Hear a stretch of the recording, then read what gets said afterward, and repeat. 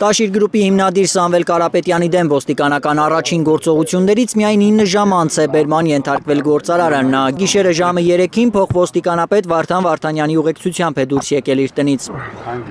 Մի պահ կադրերում նաև ազգային անվտանգության ծառայության մի դիմակավոր է երևացել, հետո կորել տեսադաշտից։ Կարապետյանը, որ եկեղեցին պաշտպանելու պատրաստակամություն հայտնելուց հետո է քաշքշուկի կենտրոնում հայտնվել, ոստիկանական բաժին ուղևորվելուց առաջ ավելի սուր հայտարարություն է արել։ Ես մեր եկեղեցու կողքին եմ, մեր ժողովրդի կողքին եմ, ինչքան էլ փորձեն սևացնեն, ոչ մի էլեկտրական ցանց, թքած ունեմ իրանց վրա էլ, իրանց էլեկտրական ցանցի վրա էլ, ամեն ինչ լավ ալնելու։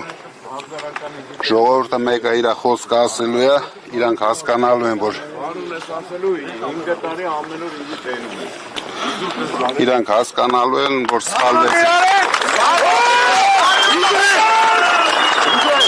Ամնուրի տեղեկություններով նախ քրեական ոստիկանություն են տեղափոխել գործարարին ավելի ուշ քննչական կոմիտե։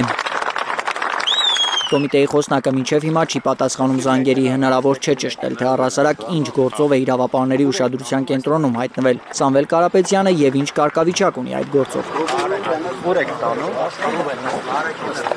Կարապետյանի հետ բերման են ենթարկվել նաև նրա եղբայրը Կարեն Կարապետյանը ու եղբորորդին Նարեկ Կարապետյանը։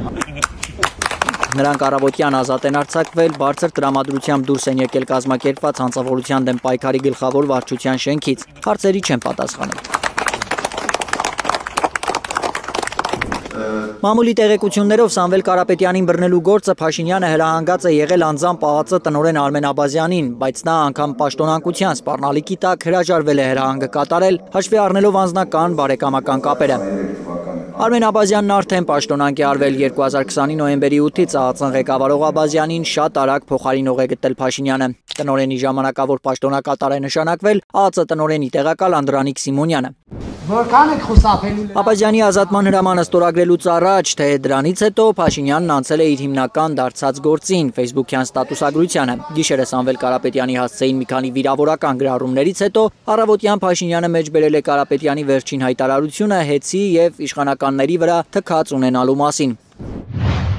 Այսինքն այս մարդիկ հեծը իրենցը չեն էլ համարել եւ թքած ունեն այդ ռազմավարական նշանակության հիմնարկի նրա սպառողների ու աշխատակիցների վրա, որովհետեւ եթե հեծը իրենցը չէ, ումն է ուրեմն։ Նրա սպառողներին է, նրա աշխատողներին է, ասել է թե ժողովրդին է, որովհետեւ ողջ ժողովուրդը կամ հեծի սպառող է կամ աշխատակից։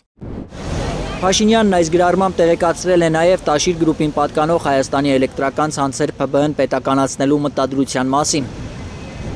Դա տեղի կունենա արագ եւ իմ հանձնարարականն է հեծի բոլոր աշխատակիցներին բարեխղճորեն կատարել իրենց աշխատանքային պարտականությունները։ Մինչև ուշ գիշեր մարդաշատ է եղել Կարապետյանների առանձնատան բակը, Սամվել Կարապետյանին աջակցելու համար այնտեղ են եղել նաև հասարակական, քաղաքական գործիչներ։ Խորհրդարանի ամենամեծ ընդդիմադիր Հայաստան խմբակցությունը բարերարին աջակցող հայտարարություն է տարածել։ Տարածաշրջանի բացառիկ վտանգավոր զարգացումների համատեքստում պետության կառավարման նման անթույլատրելի եւ անպատասխանատու դրսևորումներն ու ապօրինի գործողությունները կործանարար են եւ պահանջում են համազգային համախմբում։ Սամվել Կարապետյանի իրավունքները պաշտպանելու խնդրանքով Հայաստանի գլխավոր դատախազին է դիմել Մարդու իրավունքների պաշտպանության միջազգային կոմիտեն, խնդրելով միջոցներ ձեռնարկել իրավապահ մարմինների հակաիրավական գործողությունները կանխելու համար։ Ալբերտ Սերոպյան, Էդգար Ղուշչյան, Միլենա Պողոսյան, Նորայր Շարբաթյան, Այլուր։